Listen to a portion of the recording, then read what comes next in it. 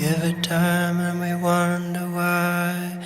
Undermined, Tales from the Kimberley, is a feature documentary which gives viewers an honest insight into what is happening in the unspoilt Kimberley region, which has now been labelled as the future economic powerhouse of Australia. We discover how this is affecting the local people, communities, and who is benefiting from the development. I recently spoke to Nicholas Wrathall, the director of the film, to hear more about it.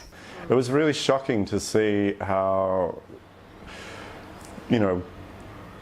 things like work for the dole and CDP and all these things that sort of had been put in place years ago and were working and people were living their lives based around these structures are then just pulled apart and a new policy is brought in at the whim of a change of government or someone thinking they've got a better idea of how to run things, and they don't realise how that affects people on the ground. People are quite worried about the kind of influx of mining and development that's coming into the region now. They're luckily quite organised and they're sort of pushing back.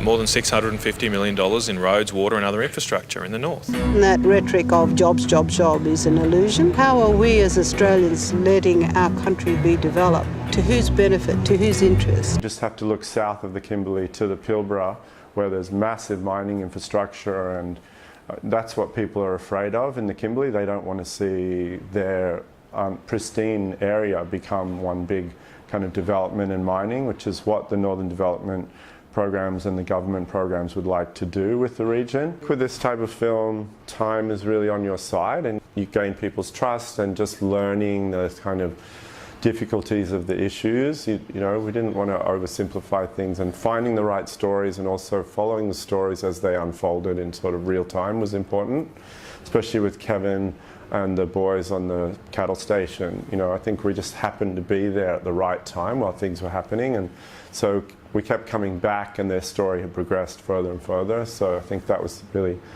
advantageous to the film. I was brought up on the cattle station here and I've worked in the pastoral game for many years. One big jump. Good boy. We had an amazing camera DP, cinematographer with us, who lives up in the region, Mark Jones.